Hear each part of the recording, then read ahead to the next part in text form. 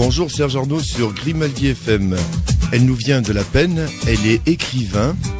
C'est l'invitée de l'émission De vous à moi, elle s'appelle Myriam Salomon.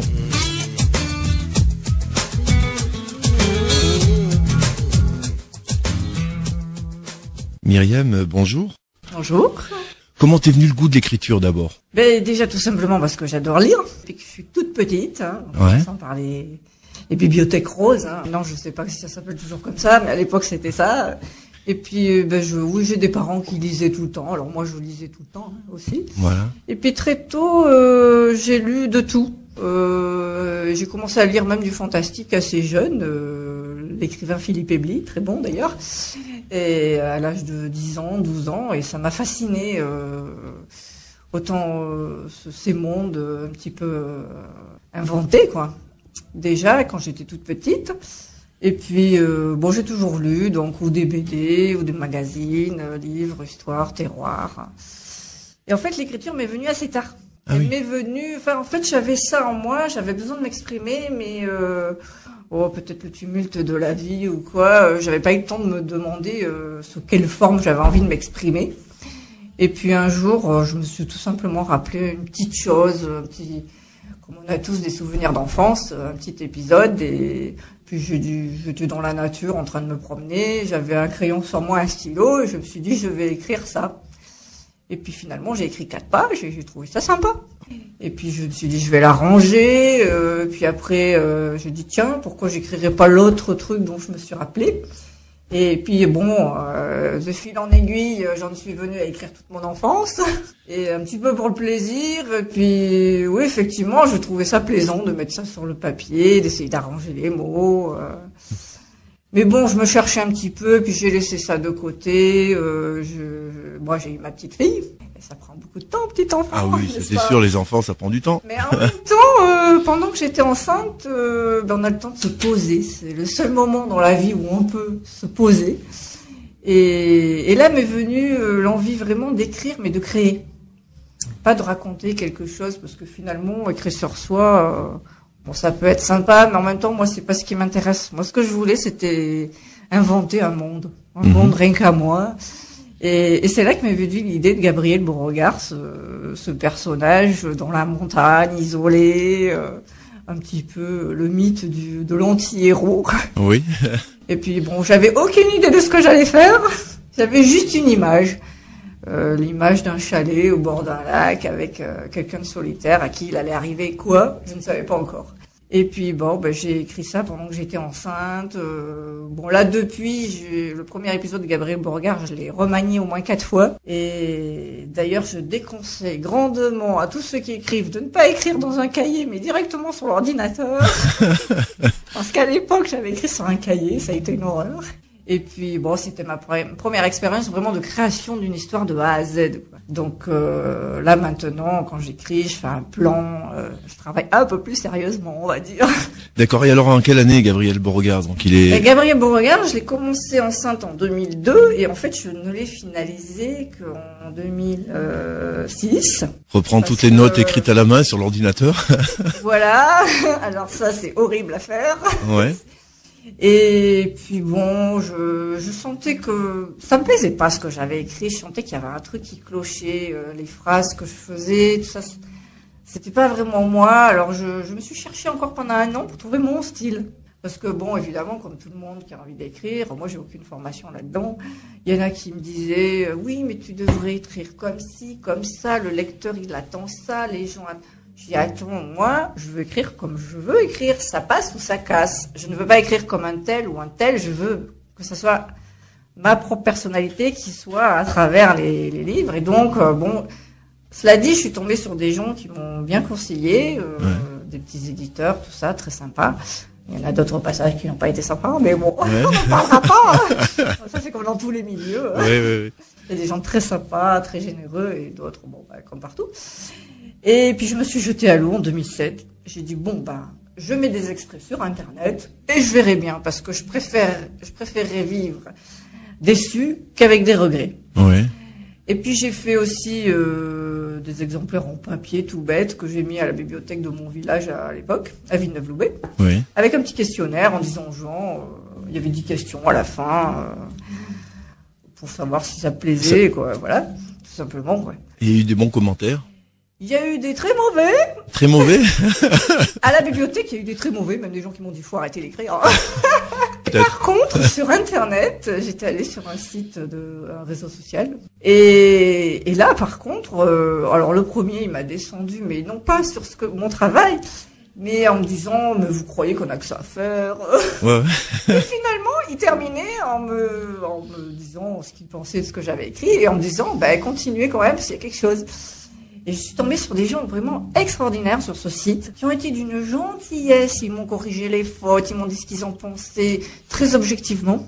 De toute façon, c'était que des gens qui ne me connaissaient pas, donc eux ne risquaient rien. Et en fait, que des gens qui m'ont encouragé, qui m'ont dit, mais écoute, t'as quelque chose, travaille et tu vas voir, tu vas y arriver. Et ça m'a boosté, mais à bloc.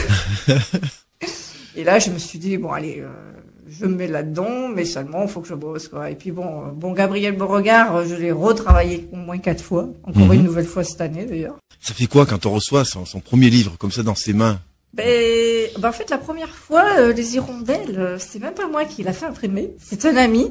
C'est toujours un petit peu une question embêtante, parce que souvent, les lecteurs me disent, mais lequel avez-vous écrit en dernier? Je suis toujours embêtée, parce qu'en fait, j'écris les trois un peu en même temps.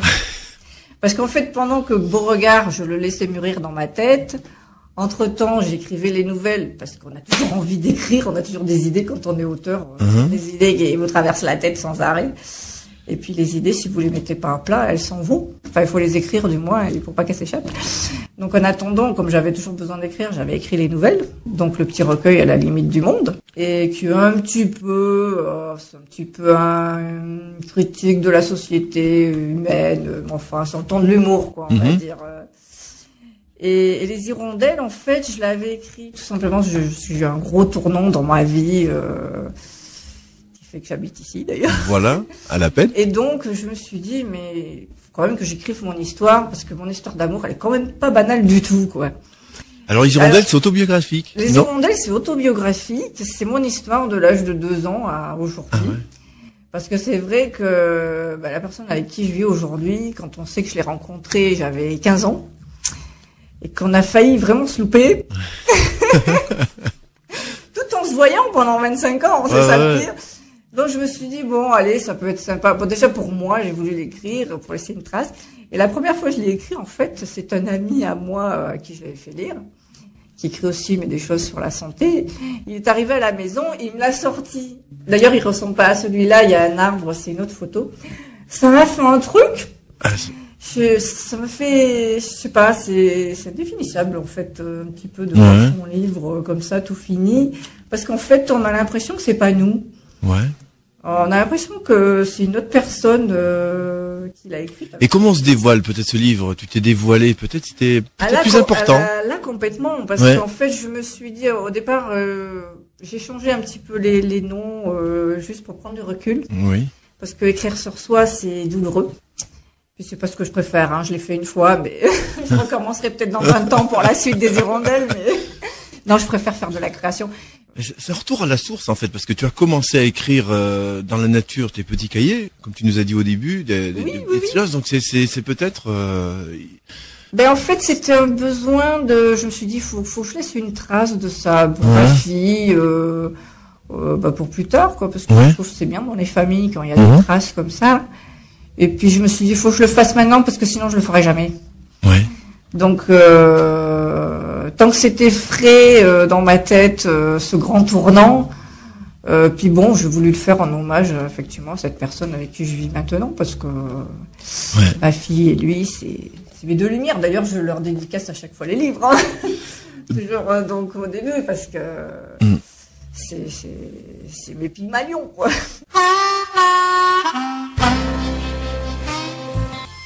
Donc 3 livres, alors un livre de suspense, Gabriel Beauregard, La rencontre. Oui, alors c'est toujours très différent. Beauregard, c'est un suspense. Les Hirondelles, donc c'est un roman autobiographique. Voilà, autobiographique. Et à la limite du monde, des nouvelles. Donc trois disciplines différentes, hein, dans l'écriture ou pas. Oui, étonnamment. Alors je fais pas exprès. Oui. C'est parce que ça me plaît de faire des choses différentes à chaque fois. Et puis les nouvelles, c'est un exercice intéressant parce 4, 5, 7 pages, 8 pages, voire un peu plus. Il faut faire une histoire et c'est un exercice complètement différent en fait d'un livre, un grand livre. Ouais. Et en même temps, j'avais quelques idées comme ça que j'avais envie de mettre à plat, autant des choses un peu rigolotes que des choses. C'est un petit peu pour me moquer un peu des gens quoi. Et de moi-même aussi parce qu'à la fin il y en a une qui est sur les cons, on peut le dire. Et bon, j'ai quand même fait une petite préface où je dis que quand même moi aussi des fois je suis con. Donc c'est un petit peu pour me moquer de l'humanité. Bon, parfois c'est noir un petit peu quand même, je reconnais. Mais bon, c'est ma vision à moi des choses. Mais en même temps, c'est porteur d'espoir aussi en même temps. Il y en a qui peuvent être lus aux enfants. Il y en a une d'un enfant qui parle avec un arbre. Voilà, donc tout ça à découvrir. Il y en a qui sont plus graves. Et tu écris autre chose en ce moment? Tu es sur une autre piste? Justement. Tatan. En ce moment, j'ai écrit un 2e épisode de Beauregard qui devrait sortir d'ici quelques semaines. Là, je suis en train de le corriger. Et en fait, c'est pas vraiment une suite. En fait, je suis un petit peu vache avec les lecteurs. Mais c'est ce que j'aime en fait. C'est que en fait le premier se finit sans se finir parce qu'en fait les personnages sont liés entre eux, il y a une continuité dans le 2e par rapport aux personnages, mais par contre les histoires qui sont chaque fois racontées sont terminées. Les personnages vivent une aventure qui se termine à chaque fois, mais eux ont un mystère qui les lie, qui se poursuit d'épisode en épisode. Enfin, pour l'instant, je dis ça, mais il y a que 2 épisodes. Il y a 2. Mais c'est un peu l'idée parce que, je sais pas, moi, c'est quelque chose un peu que j'aime bien quand je vais voir un film ou quoi. J'aime bien qu'il y ait une porte ouverte. Voilà. Et puis c'est vrai, quand on termine un livre, souvent on est déçu, on se dit, tiens, on ferme un bouquin, on se dit, c'est les personnages et c'est fini. Et là, en sachant qu'il y a peut-être une suite, de retrouver ces personnages, c'est une bonne idée. Moi, je sais c'est ce que j'aimais bien dans Sherlock Holmes, ou dans d'autres choses comme ça. J'ai toute une série de bouquins chez moi, d'un auteur, je sais pas si les gens connaissent, Lillian Jackson Brown. Et chaque fois, c'est les mêmes personnages, mais avec des histoires différentes. Mais on suit les personnages et moi, pour moi, c'est un plaisir. Quand j'ai recommencé à écrire un 2e épisode de Beauregard, j'étais contente de retrouver mes personnages. Parce que c'est devenu presque des amis pour moi, quoi. Ouais, c'est ça. On est imprégné de ces personnages et. Voilà, en fait, c'est devenu des gens pour vous presque qui existent dans votre tête, qui ont chacun leur caractère. Ce Beauregard, il est très solitaire, il parle jamais trop. Après, il y en a un autre qui fait tout le temps un petit peu de troublion. Il y a la jolie Sophia. Et puis le Brody, le shérif, qui est un petit peu bougon, mais qui commande la troupe, quoi, d'une main de fer. Quoi.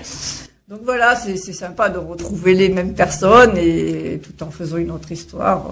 Moi j'aime bien. Ah, d'accord. Ton livre de chevet? Il y en a plusieurs. Il y en a plusieurs. C'est ça le problème.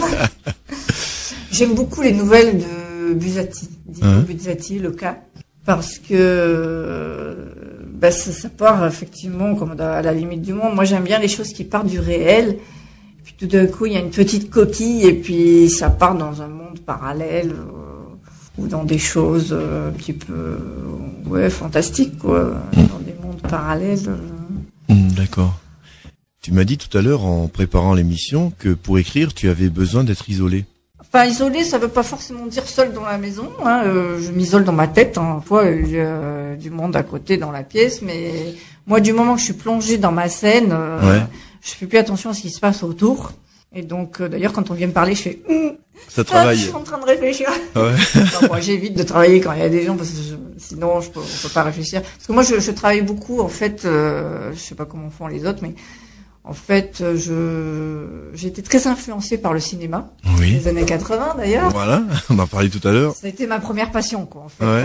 Et en fait, mon écriture, elle est très influencée par ça. Parce qu'en fait, quand j'écris, je vois d'abord les choses. En fait, j'écris ce que je vois. D'accord. Tu te fais un film et le film se déroule sur le papier. D'accord. En fait, j'écris le film de ce que j'ai envie de voir, l'histoire. D'accord. J'ai envie de voir une action. D'ailleurs, même des fois, j'ai une musique pendant les scènes d'action, tout ça. Ça c'est bien. Ouais, comme dans un film, en fait. Et d'ailleurs, les lecteurs me disent, c'est très visuel ce que tu écris. On voit l'action, le gars qui est en train de faire ci, faire ça. Et Beauregard, ce serait pas un joli personnage pour le cinéma? Qui a pensé? J'aimerais bien. Tu as envoyé des bouquins peut-être à des réalisateurs ou je sais pas, non, c'est pas. Honnêtement, j'en ai envoyé qu'un, Les Hirondelles. J'ai essayé de l'envoyer à Nicole Garcia, tout ça. C'est une actrice que j'aime bien. Ouais, c'est de belles choses oui, au cinéma en plus. Par rapport à la sensibilité de Marion dans Les Hirondelles, Marion évidemment étant moi, il me semble que ce serait une personne qui pourrait faire une jolie adaptation. Mais bon, honnêtement, non. Je me dis, il y a tellement de gens qui écrivent. Je dis, bon, faut peut-être, le hasard un jour fera bien les choses. Eh oui, on sait pas. On sait pas. Bah oui, Gabriel Beauregard, faudrait que je le traduise en anglais, que j'envoie à Spielberg, mais bon. Oui. Grosse production. Il a déjà acheté Marc Lévy, qu'est-ce que vous voulez faire? On sait jamais, hein. Venir tourner dans l'arrière-pays à la peine. Mais c'est vrai que moi, je suis hyper influencée par ce cinéma des années 80, les Indiana Jones, tout ça. Ouais. Et la musique t'influence, si tu me parlais de musique quand tu écrivais. La musique t'influence. Alors, quelle musique qu'est-ce que tu écoutes, toi, comme musique? En tout premier, d'ailleurs, quand j'étais jeune, entre 15 et 20 ans, j'écoutais que des musiques de films. Et où trouve-t-on tes livres? Alors, les livres, ils sont en vente chez moi. Oui. Non, en fait, j'ai pas d'éditeur pour l'instant. Voilà. Parce que les propositions que j'ai eues, je les ai refusées. Parce que ça m'intéressait pas d'être à compte d'auteur pour le moment. Et donc, pour le moment, je les ai à la maison. Ils sont sur mon blog, donc myriamsalomon.wifeo.com. Et donc, ça me permet en même temps de les dédicacer parce que les gens, ils aiment beaucoup avoir des dédicaces finalement. C'est vrai que c'est plus personnel, c'est plus sympathique. Hein. Puis ça me permet aussi de faire des prix aux gens parce qu'il y a des gens qui m'achètent les 3 d'un coup. C'est un petit peu normal de faire un geste commercial, j'estime. Quelqu'un vous achète 3 livres d'un coup. Non, mais je trouve ça normal. Et puis, je sais pas, ça permet d'avoir des relations avec les lecteurs effectivement assez proches. Oui. Bon, maintenant, c'est sûr que demain, un éditeur qui m'appelle, je vais pas dire non, quoi. Parce que, le problème des auteurs indépendants, c'est qu'on passe une grosse partie du temps à faire du commercial. Et que, comme tout artiste, on préfère écrire. Donc, on râle un petit peu. Mais il y a des points de vente. Tu me parlais de l'office de tourisme de Puget. Il y a l'office de tourisme, il y a la librairie à Puget-Théniers. Oui. Ils sont aussi à la bibliothèque, médiathèque de Puget-Théniers. Hein. Tout le monde n'a pas les moyens de se payer les livres. Ils sont à Cannes-sur-Mer, à la Pléiade. Et puis, pour l'instant, ils sont en Bretagne, diffusés par les éditions Couleur et Plume, parce que c'est un monsieur qui a lu les livres et qui aime bien, et que donc, il a décidé de les distribuer, quoi. D'accord. Voilà, donc, en Bretagne, voilà, ça fait son petit chemin, quoi, pour l'instant. Un petit peu en Belgique aussi. Ah, voilà. Parce que Facebook, c'est international. C'est ça qui est bien. C'est ça qui est bien. Donc, j'ai eu quelques ventes en Belgique, et puis voilà, je fais mon petit bout de chemin. En fait, tout simplement, ça me permet de financer le prochain, quoi. Voilà, après, le but, c'est pas de faire, j'ai fait une dédicace à Espace Culture de Vence, en octobre, et une autre à Cagnes, à la Pléiade, là. Ça s'est très bien passé. D'ailleurs, des gens sont venus. C'était très sympa. Voilà. Et ça encourage toujours à aller plus loin, à continuer à écrire. Ça, c'est sûr. Oui, tout à fait, parce qu'effectivement, les gens, en fait, ils sont super généreux. Finalement, les lecteurs, ils vous disent beaucoup ce qu'ils ont pensé, ce que ça leur a apporté. C'est vrai que ça fait vivre vos livres, quoi. C'est pas le tout de les écrire, mais après, si c'est pour qu'ils restent dans un tiroir, ça sert à rien. C'est l'avantage, c'est vrai que c'est un sentiment nouveau pour moi, c'est de se dire que la personne qui l'a lu, elle a eu des émotions en l'ayant, mais en même temps pas les mêmes que les vôtres, forcément, heureusement. Et ça a provoqué chez eux une réaction ou émotive ou autre. Et c'est vrai que ça fait plaisir, ça. Humainement, c'est sympathique, quoi. Myriam, je te remercie d'être venue faire un saut à Grimaldi FM pour nous parler de tes 3 livres. On va les rappeler. Donc, il y a Gabriel Beauregard, La Rencontre, un suspense. Il y aura une suite, hein. Donc, tu écris la suite. La suite s'appellera toujours Gabriel Beauregard, mais Vision. Vision, on a le titre. Ça, c'est génial. Vision, dans 3 semaines, un mois, on va dire. Pour mieux connaître Myriam, donc Les Hirondelles, ça c'est autobiographique, pardon. Et puis des nouvelles à la limite du monde, des petites nouvelles drôles, voilà, avec plein de choses. Drôle ou un peu grince. Jamais trop méchamment. Donc voilà. Alors un auteur à découvrir. Merci Myriam. Mais je vous remercie de m'avoir accepté ici et reçu et à la prochaine pour l'autre livre. Ah, sans souci, ça marche. Voilà. Merci, au revoir. Et voilà, l'émission est terminée. Merci Myriam Salomon.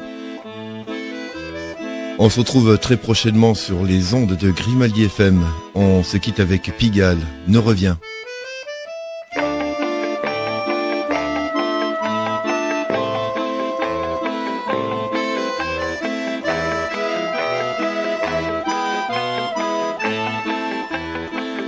À grands coups de ciseaux,